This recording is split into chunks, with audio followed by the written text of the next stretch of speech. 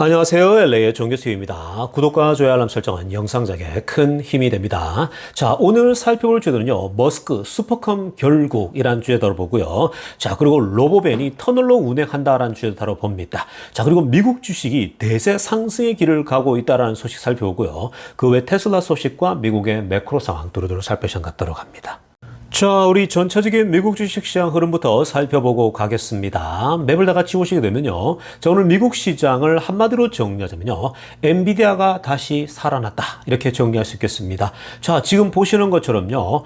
오늘 시장은 뭐 그냥 애매모호하게 늘 그냥 그런 듯이 지금 현재 상황 그대로 흘러가고 있습니다. 그냥 보합 상태로 계속해서 살짝 오르고 살짝 내리고 이 반복하고 있습니다. 자, 대선 전까지는요. 아마 이런 흐름들이 계속 이어질 수 있습니다. 자, 마소한 보세요. 0.63 살짝 빠졌죠? 뭐 의미 없죠? 자, 애플도 0.89 살짝 빠졌습니다. 그러니까 그동안 많이 올랐기 때문에 또 조정받는 거고요. 엔비디아 보십시오. 3.13 상승했습니다. 어저께 많이 빠졌잖아요. 한 4%대 빠졌는데 오늘 다시 올라버리죠. 그러니까 어저께 사실 이 ASML 때문에 이제 장비 회사기 때문에 이따가 한번 들여다볼 겁니다. 다시 왜 ASML 주가가 폭락했고 매출이 왜 떨어졌는지 이유를 분석해 볼 텐데요. 자, 어쨌든 그 영향을 받아가지고 떨어졌는데 제가 이 엔비디아는 다른 회사기 때문에 즉 인공지능 관련된 회사기 때문에 이거는 결국은 떨어졌을 때에 줍줍하는 게 좋다라고 어제 말씀드렸는데 역시나 다시 반등해버리죠. 이렇게 어저께 한 4, 5%씩 빠지면요. 엔비디아 좋아하는 사람들은 더 사모으기 좋지 않습니까? 자, 그래서 엔비디아가 다시 반등하는 겁니다. 인공지능 쪽은요. 여전히 좋기 때문에 엔비디아가 무너져봐야 크게 무너질 수가 없어요. 지속적인 상승이 가능한 회사입니다. 자, 구글 0.10 살짝 빠졌고요.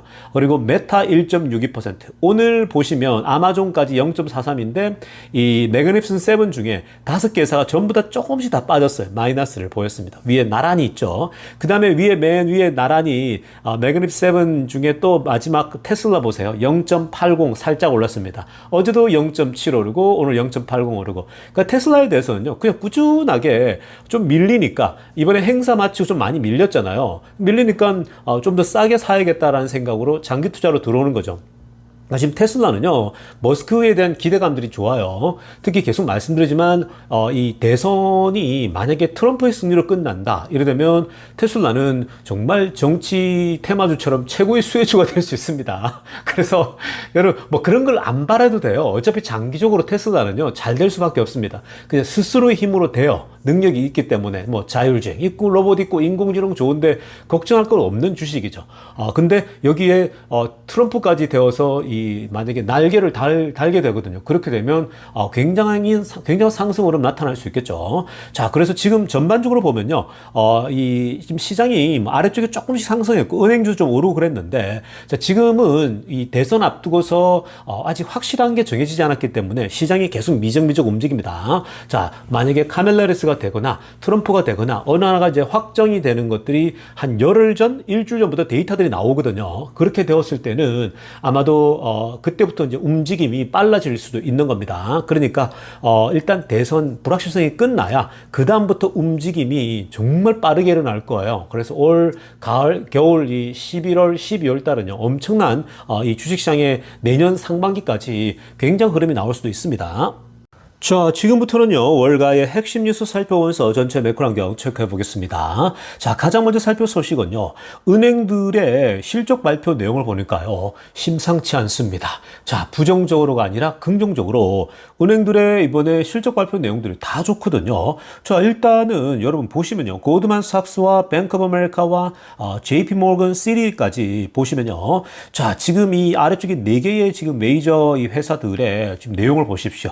자, 일단 색깔별로 막드 그래프가 3개가 있지 않습니까? 노란색이 22년, 그리고 빨간색이 23년, 그리고 이제 좀 짙은 이 갈색이 23년, 올해 Q3입니다. 3분기거든요. 근데 보시면요, 22년, 23년도 3분기는 조금씩 다 올랐다라고 한다면, 자, 24년도 올해 3분기는 확 튀어올라 버립니다. 자, 이 고동색으로 된 거, 갈색으로 보시면요. 오른쪽 거, 맨 세 번째 거죠. 자, 이 골드만삭스 첫 번째 보시면요. 골드만삭스 우뚝 솟아 있죠. 그리고 뱅크 오브 아메리카 우뚝 솟아 있죠. 그리고 JP 모건 보십시오. 우뚝 솟아있죠. JP모건 굉장히 좋았습니다. 이번에 가장 좋았어요. CT도 보십시오. 올랐죠. 그러니까 지금 여러분 이번 올해 작년보다도 재작년보다도 올해 3분기가 정말 은행들이 역대급 현재 데이터를 보여주고 있다는 겁니다. 그래서 이러한 지금 은행들의 실적 발표 내용을 보면서요. 우려감이 싹 가십니다. 그 적어도 3분기에는 실적들이 다 어려워서 경기 침체와 비슷한 거, 좀 어려움들이 나타나야 되는데 그런 게 안 나타나요. 자, 그래서 지금 현재 핑크빛으로 하나 보세요. Soft landing optimism spurs a broad Wall Street rebound 들어갑니다. 지금 오늘 월가에서도 그렇고요. 전반적으로 이제 소프트 랜딩에 대한 긍정론이 쫙 퍼지고 있는 거예요. 그래서 지금 주식시장이 생각보다 안 밀리고 분위기가 계속 좋은 거예요. 오르락 내리락 하지만 결국은 우상향하고 있는 거죠. 파란색 JP모건 볼까요? JP모건도 the possibility of a soft landing이라고 그랬죠. After strong earning입니다. 그러니까 지금 이 strong earning이 너무 다 좋아요. 은행들 특히. 그러다 보니까 결국 소프트 랜딩에 대해서 JP모건도 이제 얘기하고 있죠. 여러분 JP모건 같은 경우는요. 원래 굉장히 그 JP모건의 CEO 제이미 다이먼도 워낙 지금 현재 뭐 경제에 대해서 안 좋은 얘기만 하잖아요. 나올 때마다. 물론 제가 그 얘기를 이중적으로 해석하라 그랬죠. 액면 그대로 보면 안 되고 그 너머에 이 거품을 방지하기 위한 거다라는 건데, 자 JP모건도 보십시오. 이 소프트 랜딩을 얘기하고 있죠. 그러니까 지금 미국 경제는요. 이제 폭망은 없어요. 경기 침체 막 무너진 하드 랜딩 없습니다.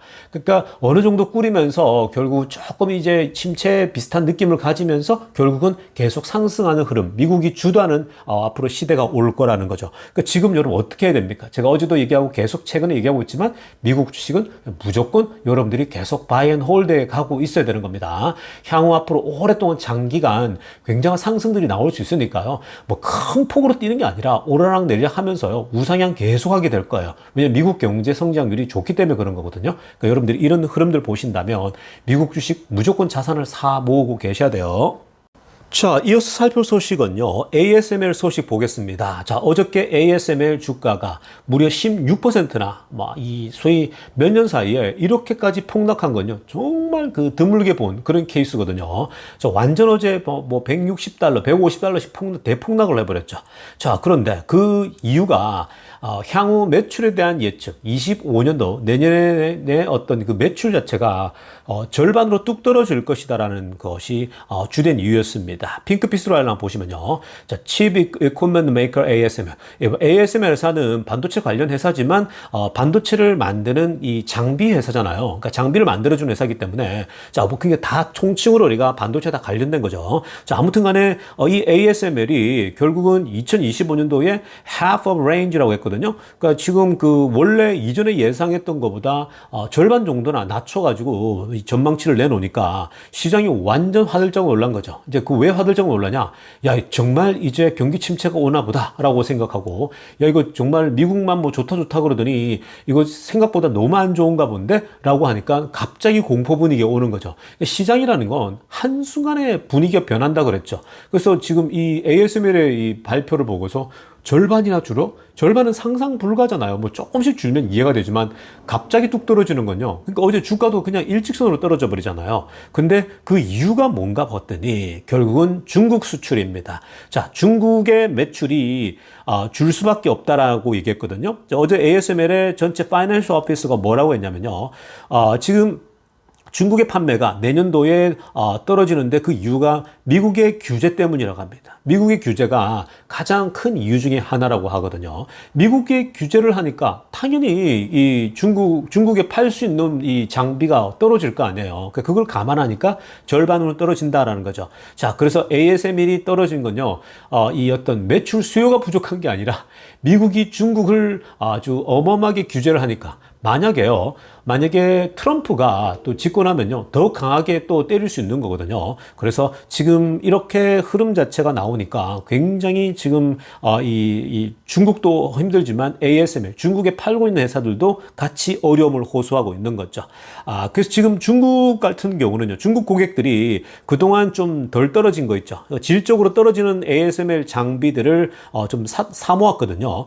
미국의 수출에 앞서가지고요. 근데 지금은요, 아예 이제 막힐 것 같으니까 지금 디맨드 자체가 그냥 아예 말라버렸다고 합니다. 내년은 아예 수요가 사라질 수도 있다. 라고 지금 평가가 나오고 있습니다. 그래서 ASML이 뚝 떨어진 거예요. 그러니까 ASML의 펀더멘털의 문제가 있는 게 아니고요. 이거는 외적인 환경이죠. 외적인 문제죠. 즉 미국의 규제. 지금 미국이 중국을 계속 때리고 있으니까 중국에게 첨단 제품 안 주겠다라는 거고, 그리고 반도체 중에서도 이렇게 앞서 있는 반도체를 줘가지고 이들이 만들지도 못하게 하겠다라는 거거든요. 못 따라오게끔. 사실 반도체 시장에서는 이런 장비를 공급 못 받으면요, 못 따라와요. 이거는 거의 뭐 1년, 2년만 벌어지더라도 못 따라오거든요. 그래서 지금 굉장히 ASML 충격받았는데, 근데 중요한 포인트는 ASML의 펀더멘털의 문제가 아니라 외적인 이슈였다. 미국의 규제 때문이었다. 즉 중국 매출이 줄기 때문이었다. 이렇게 보시면 되겠습니다.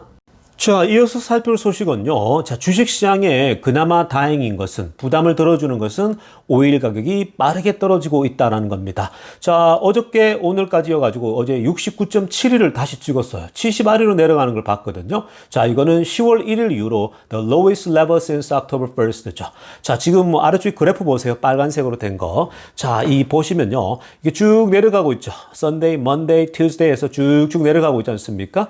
자, 이게 이제 서부 텍사스 중진류인데, 자, 미국 이 기준으로 봤을 때에 원래 최근에 계속 70달러 아래쪽에 머물러 있지 않았습니까? 자, 그런데 계속해서 지금 이란 이라크 이슈가 이란 이스라엘 문제 터지면서 자, 급격히 이 기름값이 올랐다가 자, 빨리 떨어지고 있죠. 자, 70달러 아래로 내려오고 있다. 지금은 뭐 70달러점 정도 찍고 있는데, 자, 이게 이제 만약에 현재 유럽이나 미국이 이스라엘에게 캄다운 하라고 제발 좀 지금 아직 서둘 때 아니라고 하는데, 아마 미 대선 대선 때까지는 공격하지 못하도록 아마 주문할 겁니다. 자, 그러다가 이제 뭐 아무튼 간에 지금 현재 이렇게 오일 가격이 내려가야지 더 좋은 거고요. 안정화됩니다. 지금 오일이 갑자기 치솟고, 그리고 이 완전히 월스트 시나리오는요, 100달러까지도 갈 수 있다라고 우리가 시나리오를 제시하지 않았습니까? 근데 100달러까지 가는 시나리오는 결코 오기 힘들지 않나. 항상 뭐 그런 얘기가 나왔지만 그렇게 간 적이 없어요.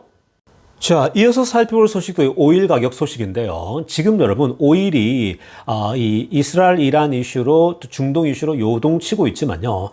지금 그러면 그럴수록 유럽이나 미국이나 더 빠르게 이 전기차로 전환시키고 신재생에너지로 전환시키려고 합니다. 왜냐하면요, 이 선진국들의 이 앞서 있는 나라들은요, 이 기름 가격 변동 때문에 너무나도 힘들어하거든요. 왜냐하면 이 주식 시장도 그렇고 기업들이 제일 싫어하는 게 변동성 심한 거거든요. 근데 중동은요, 자기들 그냥 마음대로 하는 경우 허다하지 않습니까? 뭐 오펙이라고 세웠는데 뭐 거기에 러시아까지 들어가 있고 하니까 지네들 마음대로 그냥 해버리죠. 그걸 가지고 무기 삼는 거예요. 마치 이 미국이나 유럽이나 또 우리나라도 마찬가지죠. 일본도 그렇고 이런 기름 가지고 뭐 이 영향을 주면은 앞서 있는 나라들이 기름값에 예민하지 않습니까? 자, 그러다 보니 그런 것에 이제 시달리는 게 싫은 거죠. 그래서 결국 기름값을 떨어뜨리는 건요, 결국 신재생 에너지 개발밖에 없는 거거든요. 자, 그래서 지금 이번에는 아주 담대한 예측이 나왔습니다. 오일 가격이 무려 25달러까지도 떨어질 수 있다는 겁니다. 자, 오일이 25달러까지 떨어진다? 배럴당? 정말 좋죠. 근데 그게 위에 보십시오. 핑크빛으로 알란 거. 2050년 정도쯤 되면 배럴당 25달러까지 떨어질 수 있다는 거죠. 50년이면 25년 남았어요. 그러니까 향후 한 25년 내에 배럴당 25달러다? 이게 불가능할까요? 이게 가능하려면요, 지금 IEA 에너지 기구에서 뭐라고 하냐면 Net Zero Emission Goals Met. 그러니까 지금 이미션 있죠. 그 자동차에서 배출되는 그런 배기가스들 배출이 우리가 지금 이제 제로로 이렇게 딱 맞춰진다면, 지금 사실 그 미국도 그렇고 유럽도 그렇고 전 세계가 현재 전기차로 전환하고 있잖아요. 왜냐면 이게 환경오염이 너무 심하니까 하고 있는데, 만약에 지금 중국이 10대 중에 3대가 전기차잖아요. 30% 침투율, 유럽이 20%, 미국이 지금 10% 남짓. 이게 점점 빨라질 거라는 거예요. 자, 이것들이 계속 맞춰져서 2050년도쯤에는 아예 내연차를 팔지 못한다? 2050년 되면요, 거의 다 이제 전기차로 다 전환될 수도 있습니다. 다 이제 내연차는 폐기 처분되고요. 그렇게 되었을 때는 25달러 아래도 가능하다고 보고 있는 거죠. 충분히 가능하죠. 왜냐면 기름 소비가 이제 계속해서 줄게 되니까요. 앞으로는 더 빨라지거든요. 전 세계가 지금 바뀌고 있으니까. 그래서 이렇게 배럴당 25달러로 간다? 이렇게 되면 앞에 가솔린 가격이 엄청나게 쌀 거예요. 이제 정말 쌀 겁니다. 그때 물론 내연차로 타고 다니지도 않겠지만요. 이제 이 기름 같은 경우는 다른 쪽에 뭐 공장이랄지 아직도 필요한 공장들이 있을 거 아니겠습니까? 그런 데다가 쓰게 될 겁니다. 그리고 다른 쪽에 쓰겠죠. 자, 아무튼 지금 현재 이런 식으로 기름값도 이제 앞으로 계속해서 떨어진다. 자, 지금 이렇게 되면요. 물가 자체도 굉장히 많이 잡히게 될 겁니다. 그러니까 훨씬 더 물가는 떨어질 수 있는 거죠. 그래서 그런 맥락으로 읽는다면, 이게 신재생에너지, 즉 테슬라를 필두로 해서 전기차로 전환된다고 하는 건요. 문명사의 새로운 전환을 맞이하고 있다. 이렇게 봐도 과언이 아닙니다. 자, 지금부터는요, 테슬라 소식 집중적으로 들여다보겠습니다. 자, 가장 먼저 살펴볼 소식은요, 오늘 일론 머스크가 로보벤에 대한 얘기를 좀 했습니다. 자, 그러자 그와 관련된 얘기들이 굉장히 오늘 또 재미나게 대화가 이어갔는데요. 자, 머스크가 위에 이렇게 얘기를 합니다. Maybe Tesla should make a highly configurable robovan for people and cargo라고 했습니다. 자, 무슨 말입니까? 앞으로 이 테슬라가 로보밴을 내놓을 때에 단순히 사람만 태우는 로보밴이 아니라 뭐예요? people and cargo, 짐도 실을 수 있는 그러한 이 로보밴을 출시하는 것도 괜찮겠다라고 머스크가 직접 이렇게 제안을 했습니다. 그 지금 머스크는 이번에 로보밴이 이 자율주행으로 움직이는 걸 봤지 않습니까? 실제로 그렇게 만들어냈고요. 정말 세련된 게 나오지 않았습니까? 자, 그런데 이렇게 머스크가 사람만 운반하는 게 아니라 카고 짐도 옮기는 것을 우리가 개발해도 괜찮다라고 했더니 자, 그 밑에 이제 여러 사람들이 이런 아이디어를 올려놓는 거예요. 자, 지금 이 사진을 보면서 기존의 로보밴에다가 이렇게 해서 뒤에다가 짐 실는 거 어떠냐라는 거거든요. 그러니까 지금 이렇게 기존에 이제 그 보면은 이 밴 자체가 앞에 사람 양쪽으로 타고 그랬는데 뒤에 짐 실을 수 있으면 정말 더 좋지 않겠습니까? 당연하죠. 이렇게 되면 뭐 공항에서 사람 태우고 오고 가는 게 좋거든요. 어쨌든 이런 그림을 올려놨더니 머스크가 또 여기다 답을 달았습니다. not bad 했습니다. 괜찮은데? 라는 거죠. 그러니까 지금 이게 이번에 나온 것과 그 사이버 트럭 느낌에 굉장히 세련되면서 미래적인 거죠. 그러니까 뭐라고 하면 it is high time that future look like the future라고 합니다. 미래는 미래다워야지 얘기를 하는 거죠. 그러니까 정말 미래에서 온 듯한 그런 모습의 차를 가지고 있다라면 정말 좋겠다는데 충분히 불가능하지 않습니다. 이미 우리가 데모용으로 프로타입으로 다 만들어냈잖아요. 프로타입으로 나와서 이미 자율주행으로 움직인다? 그러면 여러분 거기서 추가해서 만드는 건요. 테슬라는 대량 생산 능력 자체를 갖추고 있기 때문에 어렵지가 않아요. 충분히 가능한 얘기거든요. 이게 지금 앞으로 로보밴이 짐까지 실을 수 있다? 이건 되게 좋죠. 왜냐하면 공항 같은 데서 이제 사람들을 드랍할 때요. 그냥 개인용으로도 탈 수 있지만 이렇게 밴으로 타게 되면 뭐 단체 손님들이 올 거 아니에요. 단체 손님들은 이제 버스를 탈 필요가 없는 거예요. 호텔까지 딱 찍어 놓으면 공항에서 사람들 다 타고 짐도 싣고 호텔을 딱 찍으면 어떻게 되겠습니까? 공항에서 로보밴이 다 태우고 이 호텔까지 가겠죠. 지금 그런 시대가 오고 있는 거예요. 그러니까 지금 테슬라가 이걸 내놓으면요. 정말 우버를 탈 이유가 뭐가 있겠습니까? 운전자랑 실랭이를 벌일 필요도 없고요. 운전수가 뭐 길을 돌아간다거나 뭐 속을 의미가 없는 거죠. 외국인들이 와서 타려고 한다고 생각해 보세요. 외국인들은 사람이 있는 것보다도요. 그냥 로보택시에다가 뚝뚝뚝 핸드폰에 찍어뒀듯이 그냥 내가 들어갈 장소 주소만 쳐놓으면 그걸로 간단 말이죠. 그러니까 그렇게 되면 하나도 어려운 게 아니에요. 그래서 외국인들은 오히려 운전사가 있는 것보다 없는 게 훨씬 나을 수가 있는 거죠. 그러니까 지금 이런 것들은요, 우버나 이런 것들은 종말이 오고 있다고 보면 됩니다. 앞으로 사람이 굳이 그렇게 운전하는 건요, 특별한 케이스? 그런 거, 이제 그런 쪽에만 소위 말해 관광 가이드가 딸려있는 그런 케이스가 아니면요, 굳이 이제는 그런 게 아니겠죠. 그래서 아마 보편적인 이제 이 소위 이 운반 통로 자체가요, 이런 로보밴, 로보택시 형태가 나올 거다. 사람이 운전하지 않고 자율주행이 하는 거. 왜냐면 지금 테슬라의 자율주행 기술만 가지고도요, 공항에서 호텔까지 옮기는 건 전혀 어렵지가 않거든요. 그러니까 그런 맥락으로 좀 읽어낸다면 아주 로보밴의 지금 활용도 굉장히 많아지고 있다라고 보겠습니다. 자, 이어서 살펴볼 소식도요, 로보밴 소식인데요. 자, 로보밴이 지금 현재 어떤 시나리오가 나오고 있냐면요. 여러분 사진 한번 보시기 바랍니다. 지금 여러분 이 사진에 보시면요. 로보밴이 사람을 태우고 자, 이제 딱 그 우리 지하철처럼 어디에 딱 올라서니까 이게 밑으로 쭉 내려가죠. 밑으로 지하로 쭉 엘리베이터 내려가 버립니다. 이렇게 해서 밑으로 아래쪽 터널로 내려가거든요. 여러분 그 보링 컴퍼니 아시죠? 지금 그 라스베가스에서 하고 있는데 머스크가 지금 이 로보밴은요 앞으로 머스크의 보링 그 터널을 통해 가지고 이동하는데 아주 문제 없이 아마 진행될 수 있습니다. 지금 이렇게 로보택시하고 로보밴이 지금 현재 이렇게 지하로 내려가서 소위 말해서 이제 그 라스베가스의 보링 터널을 통해 가지고 그 라스베가스가 여름 같은 게 엄청 뜨겁잖아요. 그 아래쪽으로 움직이면 편하거든요. 그리고 라스베가스에서도 또 공항에서 터널을 타고 내려와서 마치 한국의 지하철 타고 가듯이 이런 식으로 로보밴이 계속 운행한다고 한번 생각해 보세요. 이건 뭐 전혀 불가능한 게 아니죠. 그리고 로봇 택시뿐만 아니라 로보밴 둘 다가 쓰일 거예요. 지금은 우리 그 테슬라의 운전사가 직접 운전해서 이 라스베가스의 보링 터널을 왔다 갔다 하거든요. 근데 로봇 택시가 이제 이미 벌써 움직였다? 그 로보밴도 나왔다? 이러면 그 테슬라의 그 보링 터널을 충분히 이용할 수 있겠죠. 그러니까 지금 여러분 활용도 자체가 어마어마합니다. 그러니까 테슬라가 머스크가 만든 기업들이요 다 같은 시너지 효과가 나타나는 거예요. 모든 게 다 연결되고 있는 거예요. 이거 시너지가요. 그러니까 보링 터널을 통해서 이게 이제 라스베가스에서 LA까지 터널을 뚫는다 생각해 보세요. 뭐 터널만 뚫어버리면 사람들이 라스베가스까지 힘들게 운전해서 갈 필요가 없겠죠. 그냥 여기서 애니타임 여기 역에다가 가서 로보밴을 타고 그냥 가는 거예요. 혹은 내가 돈을 조금 더 주고 로봇 택시를 타고 갈 수 있겠죠.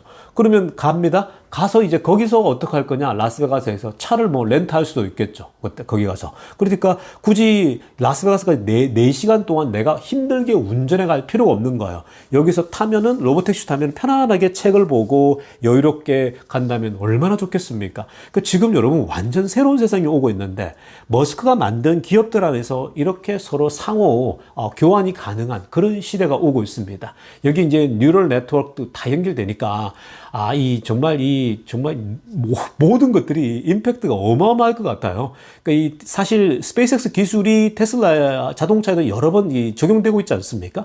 그러니까 여러분들 이런 걸 상상해 본다면요, 이 로봇 택시와 로보밴이 이 보링 터널로 움직인다? 불가능한 얘기가 아니고요. 앞으로 이렇게 사용되어지는 것들이 분명히 나올 겁니다.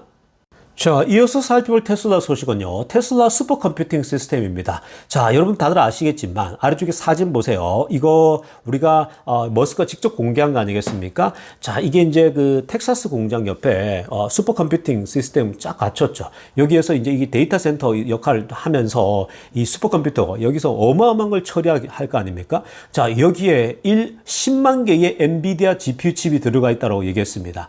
그러니까 지금 이게 10만 개의 엔비디아 GPU가 들어가 있는데, 이거를 원래 완전히 제대로 작동하고 완성시키려면요, 엔비디아의 젠슨왕은 뭐라고 했냐면 대략 한 4년 정도가 이 세팅하는데 걸릴 거라고 얘기했거든요. 근데 머스크는요, 이걸 단 19일 만에 해결해 버립니다. 머스크가 이거 뭐 정말 채 한 달이 걸리지 않고 다 해버려가지고 지금 뭐 완전 거의 세팅 거의 완료 단계 가고 있죠. 굉장합니다. 그리고 지금 젠슨왕이 뭐 이렇게 오래 걸린다고 그랬는데 머스크의 일하는 능력을 보면요, 정말 빨라요. 정말 빠르고 뭐 잠도 안 자고 해버리니까. 그리고 기존의 어떤 그 생각이라는 걸요, 피직스 물리학을 전공했잖아요, 이 일론 머스크가. 그러니까 처음부터 아예 뒤집어서 굳이 그런 방식밖에 없을까? 뒤집어서 생각하는 능력이 항상 있죠, 머스크가. 그래서 여러분 로켓도, 돌아오는 로켓을 누가 상상했겠습니까? 그러니까 로켓 우주 여행을 자주 하려면 그 비행기처럼 계속 재활용할 수 있어야 된다는 게 기본 원칙인데, 그 원칙이 불가능할까? 그래서 그렇게 나온 게, 그런 어떤 고민 속에 나온 게 바로 이 부스터가, 우주선 발사체가 돌아오는 거거든요. 재사용하니까 돈이 별로 안 드는 거예요. 그 지금 여기 엔비디아 칩이 10만 개씩 GPU를 집어넣어가지고 만든 슈퍼컴퓨터 이 시스템도 얼마 안 걸려서 그냥 머스크는 만들어 버리는 거예요. 근데 지금 여러분 이거 벌써 만들었다? 이게 왜 만듭니까? 바로 지금 자율주행과 로봇 때문에 그렇죠. 데이터들을 어마어마하게 처리해야 되는데 지금 자율주행 로봇 이 슈퍼컴퓨터가 이렇게 세팅되잖아요. 그러면 결국은 학습량이고 얼마나 빨리 학습시키냐인데, 이렇게 빨리 학습을 할 수 있는 거예요. 결국은 컴퓨팅 시스템이 문제인데, 과거에는 컴퓨팅 시스템이 constraint이 된다 그랬잖아요. 즉 제한적이다라고 했는데, 이제는 이 한계를 다 벗어나는 거예요. 그럼 어때요? 자율주행이 더 빨라지겠죠. 로봇도 학습 능력이 더 빨라지겠죠. 계속 빨라지게 되는 겁니다. 데이터 처리가 빨라지니까. 결국 데이터 처리 방법 싸움이죠. 그러니까 이게 얼마 전에 여러분, 이 웨이모의 코파운더죠. 웨이모를 함께 세웠던 공동 창업자도 테슬라의 자율주행과 웨이모의 자율주행을 놓고 봤을 때 결국 데이터를 처리하고 데이터를 모으는 데 있어서 비교가 안 된다 그랬죠. 이미 테슬라가 압도적으로 앞서 있다고 얘기하지 않습니까? 그러니까 웨이모 방식으로는 그냥 한계점이 뚜렷한 거예요.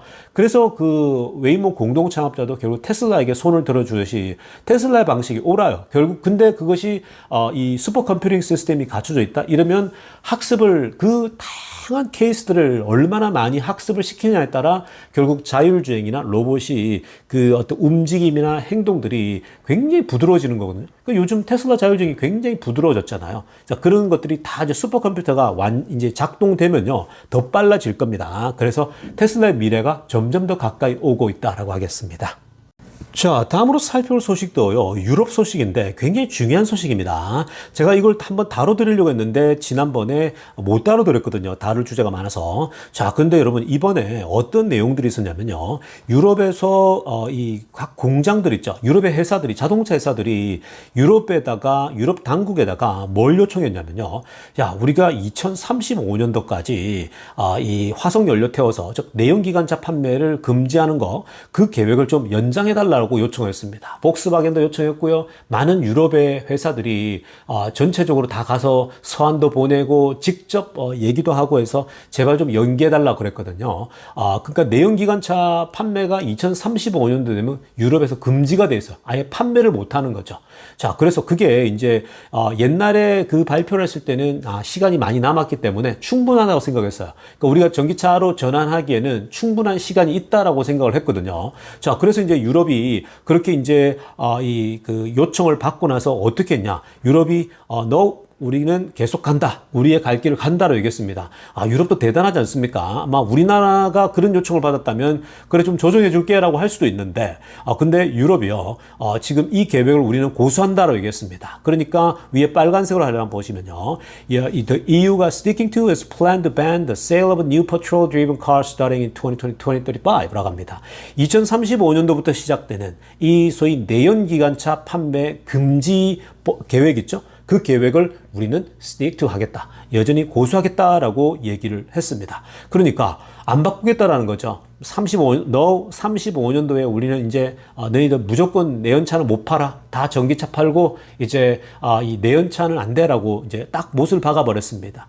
사실 레거시 자동차 업체들이요, 지금 현재 지금 2035년이라고 하는 규칙을 너무 지금 빡빡하다고 지금 굉장히 프레셔가 많았거든요. 레거시 자동차 업체들이 로비도 하고 뭐 다양하게 이러다가 다 폭망한다, 다 죽는다라고 하면서 굉장히 이제 위협을 가했죠. 자, 그럼에도 불구하고 EU가 그냥 단순하게 정리를 해버렸습니다. 사실 여러분 아래쪽에 노란색으로 하나 보세요. 르노만 제외하면요, 유럽의 모든 자동차 회사들이 올해 지금 프로핏 워닝을 예상하고 있습니다. 그러니까 지금 마진 있죠. EU 전체 이 넷 프로핏이 어마어마하게 빠질 것이다라고 보고 있거든요.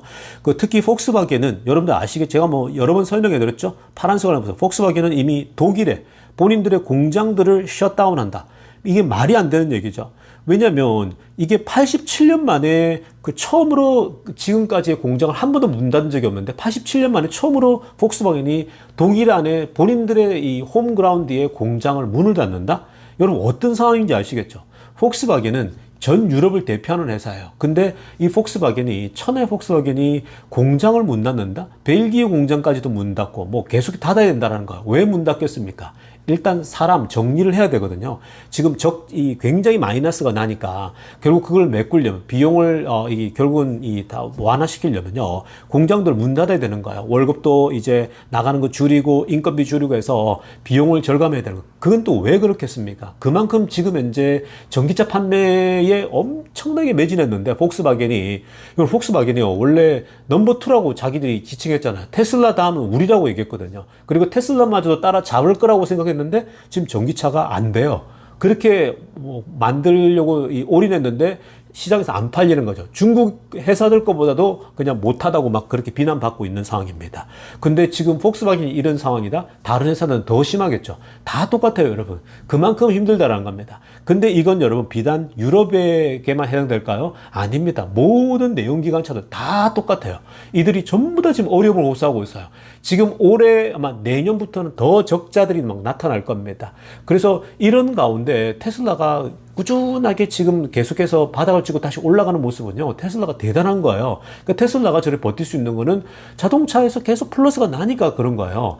어느 누구도 돈을 못 벌고 있거든요. 그러니까 테슬라가 이런 걸 보면 얼마나 위대한지. 그리고 유럽이 이렇게 계속 고수한다? 정말 많은 회사들이 이제 재편될 겁니다. 막 망하는 회사도 나올 수 있는 거예요. 자, 그래서 이런 부분도 유럽이 정말 다시 조정해 줄지. 아마 시간 지나면 이렇게 회사들이 막 정말 마이너스가 나오고 위태위태하다가 뭐 그러면 유럽 당국도 어느 정도는 좀 이렇게 융통성 있게 바꿀 수도 있지 않을까 생각이 들거든요. 그러니까 지금 그만큼 어렵다라는 거예요. 내연기관차들이. 자, 그런 걸 본다면 테슬라가 너무 앞질러 나가죠. 뭐 로보택시까지 나오고 이제는 자율주행까지 얘기하니까 이거는 여러분 유럽 차가 레거시 기업들은 아예 생각도 못 하는 거잖아요. 이제 게임이 정말 점점 더 압박이 가면서 게임이 끝나는 거 아닌가 이런 생각이 들 정도로 가는 겁니다. 테슬라 차에 자율주행까지 가미된다? 그러면 여러분 어느 차를 사겠습니까? 아무런 내연차를 살 필요가 없는 거예요. 자율주행 시대가 와버리면요. 그러니까 정말 무서운 시대가 오고 있다. 테슬라의 질주가 시작된다. 이렇게 보시면 되겠습니다. 자, 여러분 오늘 영상은요 이쯤 하도록 하겠습니다. LA 정교스TV였습니다.